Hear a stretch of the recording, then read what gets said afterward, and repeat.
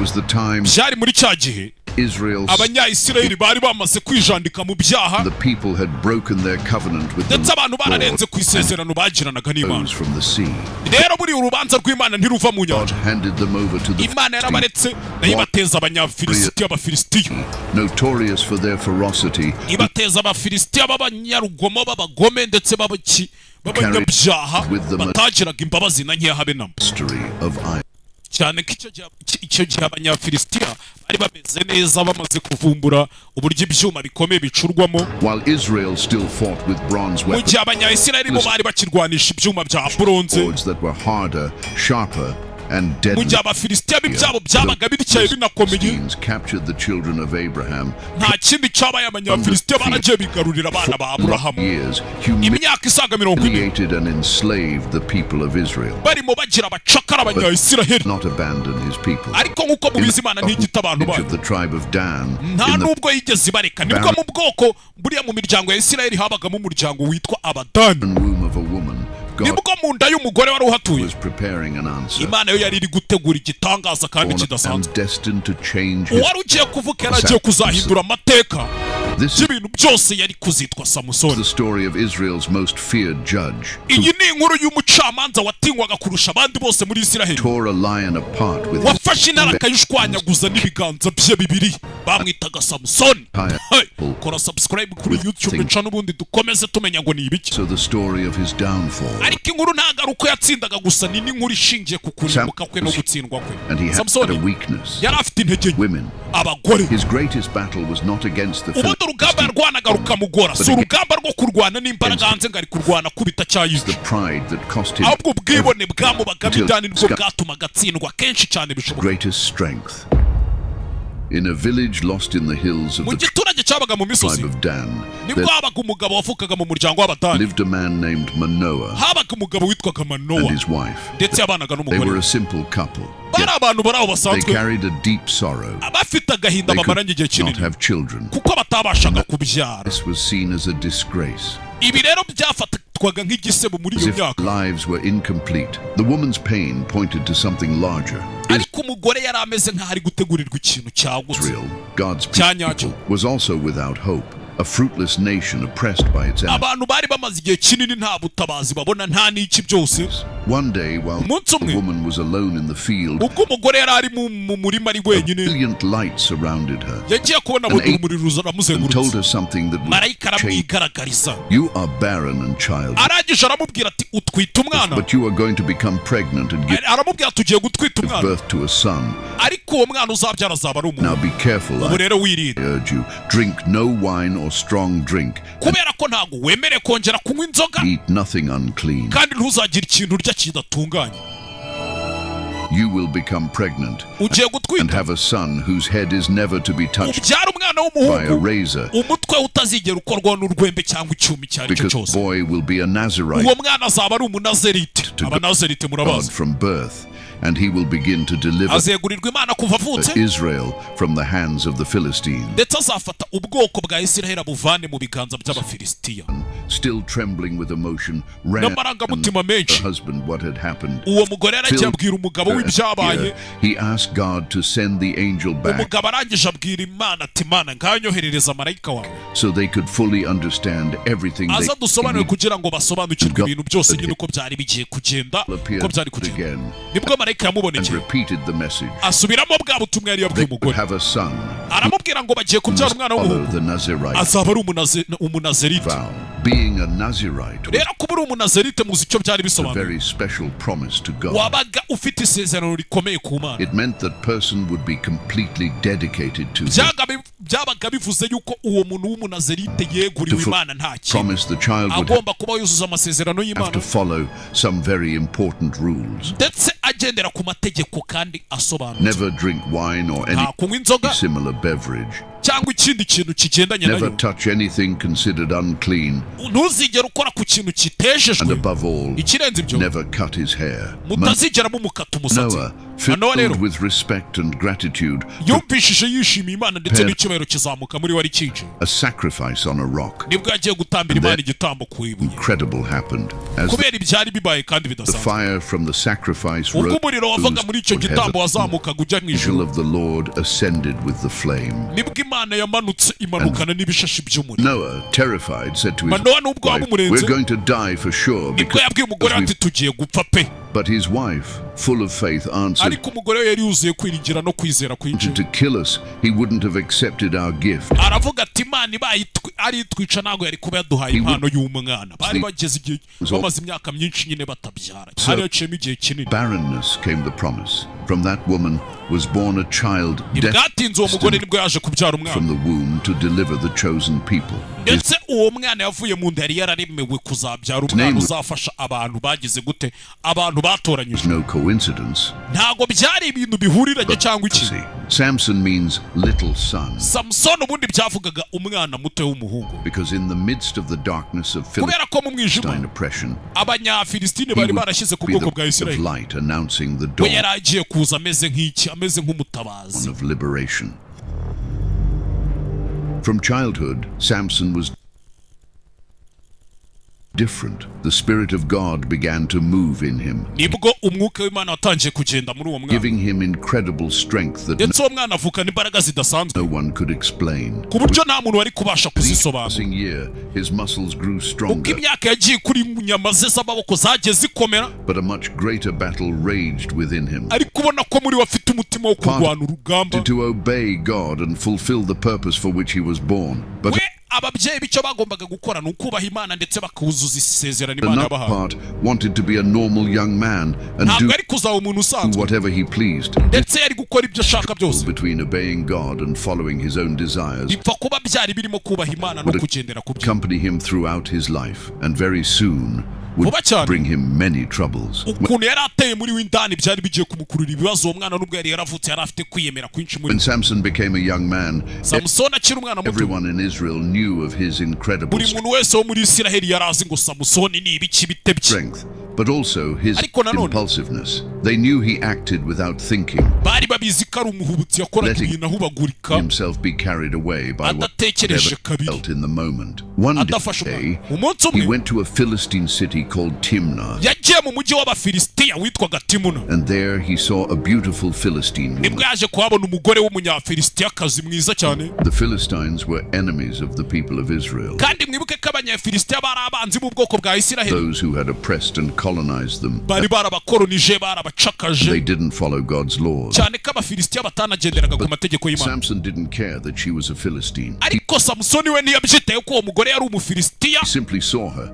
we yaramwiboneye gusa. In that instant, he decided she had to be his. aravuga ngo uriya mugore agomba kuba He uwanjye. returned home. ubwo yasubiraga He imuhira, told his parents, "I've seen a woman in nibwo yabwiye ababyeyi bati nabonye umugore muri Timuna, one of the Philistine daughters. ndetse n'umwe mu bakobwa Get b'Abanyafilistiya. her for me as my wife." uriya mukobwa niwe nshaka ko munzanira nk'umugore wanjye. murumva amahano ya mbere Samsoni yakoze. His parents were stunned ababyeyi be baratunguwe, said to him with concern, barangije baramubwira basa nk'abatunguwe. "Isn't there a woman among your own people, baramubwira batese Samsoni, tuvuge ko muri aba bakobwa bose b'Abanyayisiraheli b'Abayahudikazi all our relatives, no muri bene wacu bose, that you have to go take a wife nta mugore wabonyemo from ku the buryo uncircumcised Philistines?" ujya kuzana umugore umuvanye mu bwoko bw'abatarakebwe b'Abanyafilistiya batasiramu. Samson's parents knew that marrying a Philistine was dangerous. Samsoni yari abizi ko gushyingiranwa n'uwo mugore w'Abanyafilistiya ari ikibazo, could lead him to break his covenant with God. ndetse ko byari kumujyana kure y'Imana bigatuma yica isezerano yari afitanye n'Imana. But logic didn't work with Samson. ariko kuri Samsoni gutekereza kabiri ntabwo byabaga ari ibintu bye. wapi? His answer was blunt. Get her for me. ibisubizo bye byabaga biza bimeze ubona ko wagira ngo arahubutse, ahita avuga ati nje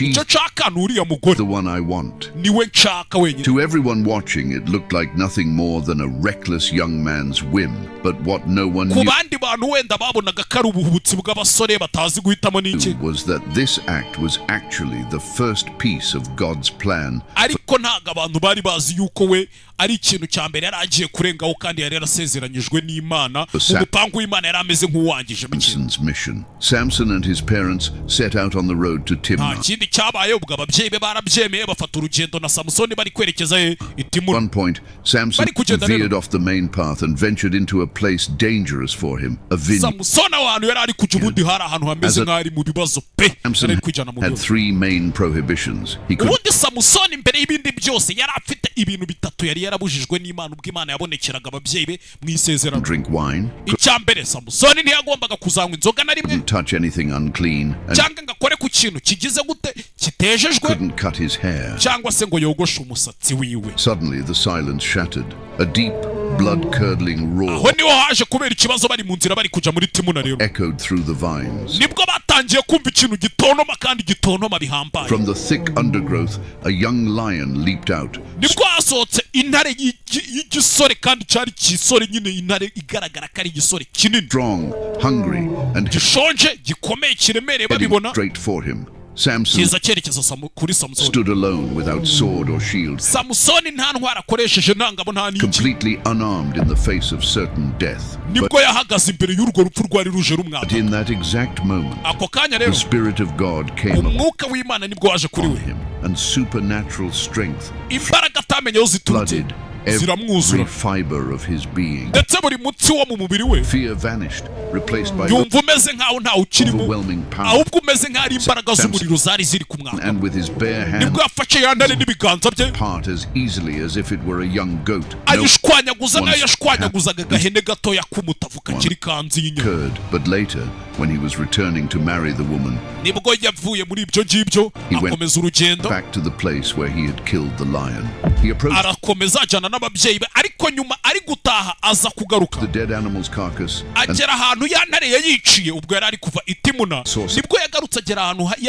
something incredible. Inside it was a swarm of bees that built a honeycomb full of honey. Samson reached in, scooped out the honey and ate it as he walked along the road. He even gave some to his parents. But he came from the dead lion's body.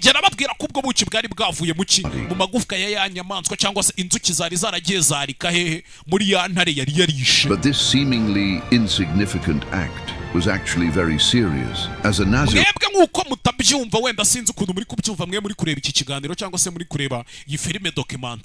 ntago nzi ukuntu muri kubyumva ariko reka mbibasobanurire neza. Ubundi Samsoni mu masezerano yari yarahawe n'Imana nuko atagombaga kuzakora ku kintu kigize gute kitejejwe, kandi mwibuke iyo ntare yari yarayishe ikintu gipfuye ntago kiba cyejejwe, ikintu kipfushije. Ari nayo mpamvu akenshi uzabona n'itungo ryipfushije nta muntu ujya urirya.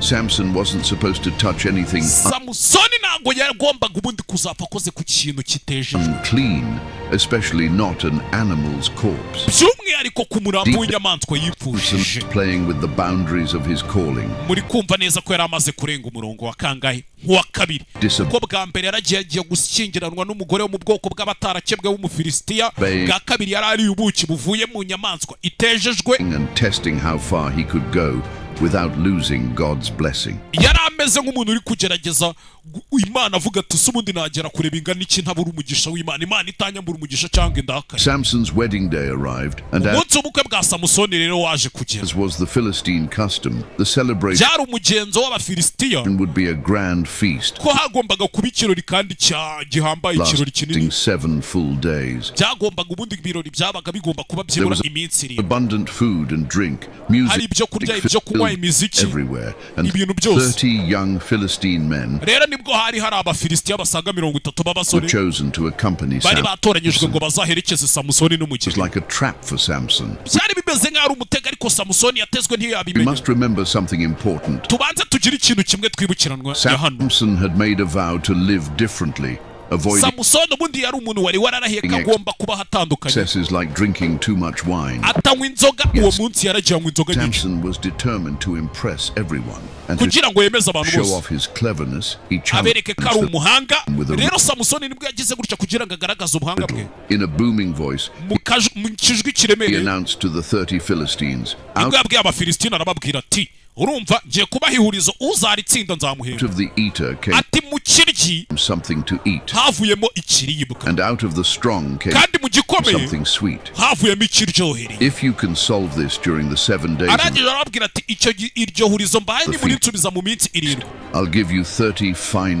nzabahereza imyitero 30 myiza kandi renze, ariko nimutabasha kubinsubiza nanjye muzansubiza nk'ibyo, nanjye muzampa nk'ibyo. Abantu bose byarabacanze, ndetse byari ihurizo rikomeye. Iminsi 3 yarashize nta muntu urabona igisubizo. Bitangira kubarenga, ubwoba burabarenga. They made a cruel decision. They threatened Samson's wife. Bagiye gutera ubwoba wa mugore wa Samson. Your husband to tell us the answer. Baramubwira bati genda ubwire uriya mugabo wawe yakubwira igisubizo, nawe twe uzukitubwire, sibyo? Or we'll burn you and your father's house. Cyangwa se tuze kugutwika tugutwikane n'iki n'inzu ya sko na sko tubatwikane. Did you invite us here just to rob us and make us poor? The woman, terrified, kubera ko ntago mwadutumiye hano ngo mutugire ibigoryi cyangwa mutugaragaze nk'abakene. Went to confront her husband. Nibwo umugore byamucanze arangije kujya kubwira umugabo wiwe. She said, you hate. Amuryamye mu gatuza aramubwira ati namwe abagore se simubazi. Aturanyanga. You don't love me. You've given my people a riddle. Wahaye abantu ihurizo abantu banje bo mu bwoko bw'iwacu. You haven't even explained it to me. Ni wanari nsobanura iryo hurizo. Snapped back harshly. I haven't even Samson yahise nyine adatekereje kabiri. Told my father or mother. Aramubwira ati nta nubwo nigeze mbisobanura data na mama. Why would I tell you? She wouldn't stop crying, and every single day left of the feast, held out as long as he could. But on the 7th day, worn down by the pressure, he revealed the secret. He immediately ran to tell her people. And before the sun went down, the Philistines gave Samson the answer.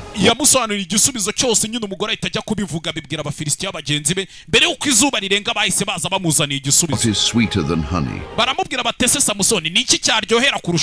What is stronger than a lion? Samson felt utterly betrayed.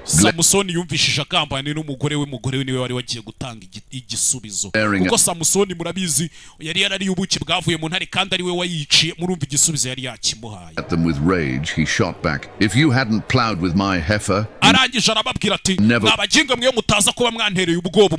would have solved my riddle. With these words, Samson was telling them they had used his wife to get the answer. Like a farmer uses an animal to plow the field. The game had turned into humiliation. A terrible disgrace for him. Then the Spirit of the Lord came upon him with incredible power. And with fury, he went down to Ashkelon, Philistine city. There, he killed 30 men, stripped them of their clothes, gave them to those who had solved the riddle. Furious and deeply wounded by his wife's betrayal, he returned to his father's house. As the days passed, Samson's anger cooled, and he decided to try reconciling with his wife. He was carrying a young goat as a peace offering.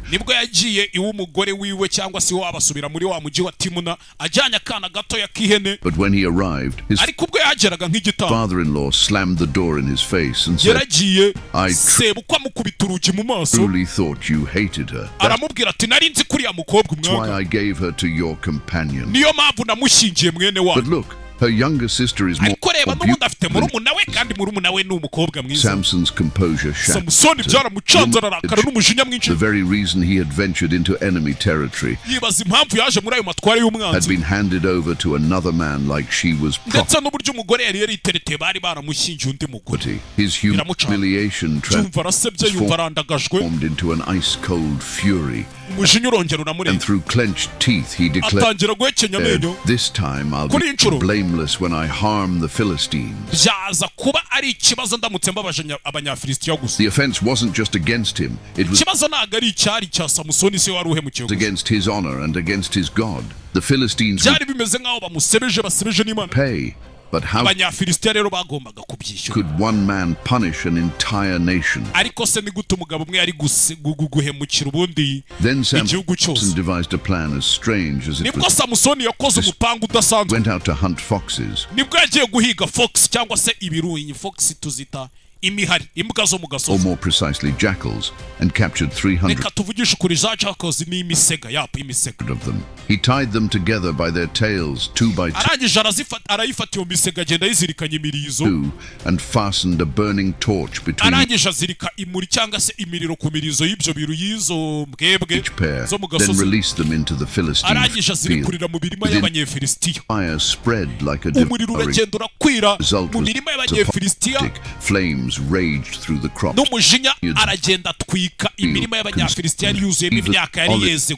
Destroyed. The impact was devastating. An entire land that sustained the smoke and flames. When the Philistines saw the destruction, they demanded to know who had done such a thing. And the answer came quickly. It was Samson, the Timnite's son-in-law, because the man gave his wife to his companion. The Philistines sought revenge. They went to the and set it ablaze, burning Samson's wife and her father alive.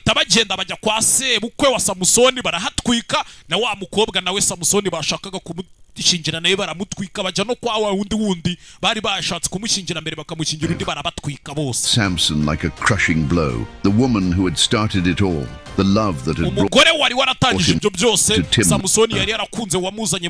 had died because of him in the cruelest way imaginable. His grief transformed into a burning thirst for revenge, and he swore before heaven, "Since you have done this to me, I swear I will have my vengeance on you, and only then will I be satisfied." And Samson kept his word. He fell on them like a storm, unleashing his strength in a merciless slaughter. The air filled with screams and the ground. After the massacre, Samson withdrew, exhausted and with his heart still burning, and sought refuge in the cave at the rock town. Would not let such an offense go unpunished. They marched against Judah and made camp in the region of Lehi. The men of Judah, terrified, asked, "Why have you come up against us?" They answered, "We have come to capture Samson and to do what is done to us." The message struck the hearts of the Israelites like an iron blow. Samson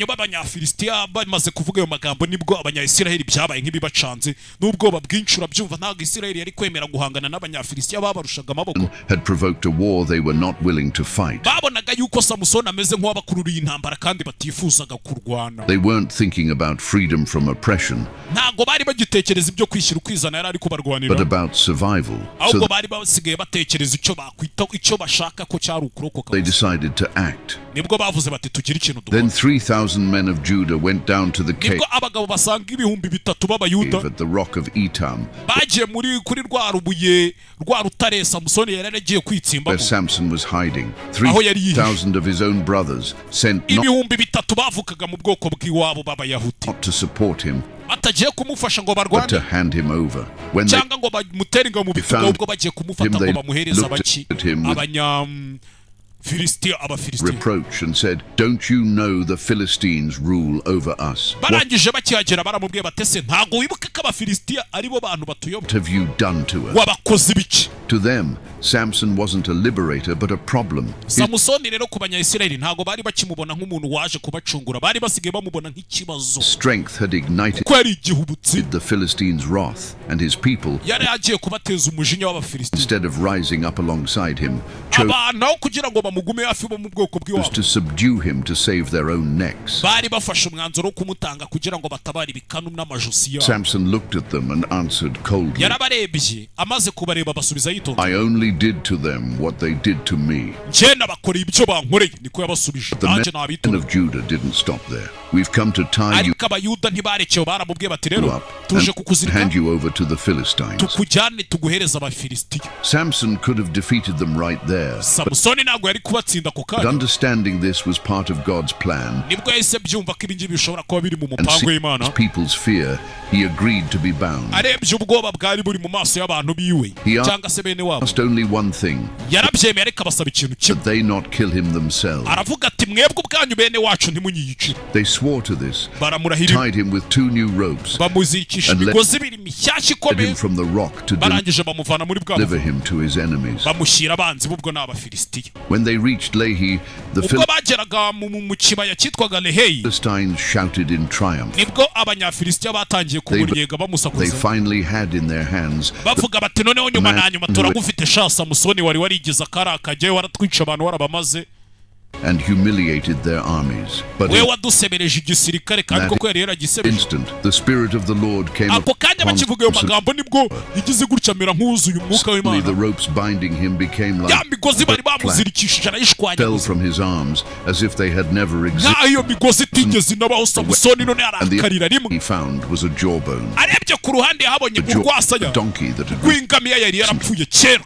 he gripped it tightly and arangije began ararufata kubita atababarira, yakukubitiye abanyafilisitiya arabica nta mbabazi. Samusoni ntabwo yari asanzwe, yabahutsemo arabica. Samson killed 1,000 men. uwo munsi Samusoni yishe abagabo basaga igihumbi. The field was littered with corpses, and he, panting, raised ya mijinya bari bafite yuko yabatwikiye imyaka ko yishe abafilisitiya mbere, his voice and declared, "With a donkey's jawbone, none yakoresheje urwasaya rw'ingamiya, I have made donkeys of them. yarabishe With yica the benshi." donkey's jawbone, I have killed 1,000 men." arangije aravuga ati nishe abafilisitiya mbere, ariko ubu nkoresheje urwasaya rw'ingamiya nishe igihumbi. When the battle ended, Samson was urwo rugamba rumaze kurangira, yamaze kubica, exhausted, Samusoni yari so ananiwe, tired and thirsty he was about afite n'icyaka, to collapse, ndetse ntago and he byatinze cried out desperately to God, Samusoni bimucanze yikubise hasi, "You have given me this great victory. arangije aravuga ati ese wa mana umpaye intsinzi yose, Now die of thirst and fall none into nicwe that." n'icyaka kweli. Don't- yarananiwe, icyaka kiramwica, inyota iramwica. Know you? Suddenly, a ako kanya akivuga gutyo, crack opened in the ground, nibwo ubutaka bwamanyutse, and water began to flow hasohokamo isoko from y'amazi. it. Samson drank, Samusoni aranywa, regained his strength, and felt alive again. ndetse amaze kunywa ayo mazi yumva abaye That's muzima. why the place was called En-Hakkore, aho hantu bahise bahita Anihakora, niko yahise, which means byari the bisobanuye spring of the one who called out. After that, ati Anihakora byari bisobanuye ngo ni isoko Great y'uwayihamagaye iturutse ku Mana. victory, Samson nyuma y'iyo ntsinzi officially rero, became a judge of Israel. Samusoni yahindutse umucamanza mu bwoko bwa For the Isirayeli. next 20 years, imyaka isaga 20 Samson yose led his people. The ayobora abanyayisirayeli, Philistines feared him, ndetse abanyafilisitiya bose bamutinya, bavuga bati uriya ni Samusoni umumenyereye, arakwica nta mikino. Though they baragenda batinya abanyayisirayeli, still ruled the land, they couldn't rest easy knowing that at any moment ariko nubwo bayoboraga ubwoko abanyafilisitiya, nubwo bayoboraga bakagera no muri Isirayeli, yego bahayobora, Samson- ariko baravugaga bati hari umugabo umugabo umwe atunaniye might strike again. babaga bafite ubwoba bavuga batakanya kari ko kose Samson ashobora kuzongera